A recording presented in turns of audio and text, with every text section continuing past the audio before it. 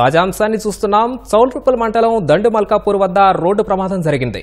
Lorry RTC deluxe bus ఢీకొని RTC bus driver మృతి చెందాడు. హైదరాబాద్ విజయవాడ రహదారిపై లారీ బస్సు ఢీకొన్నాయి. ప్రమాదంలో బస్సులోని 6 ప్రయాణికులకు గాయాలయ్యాయి.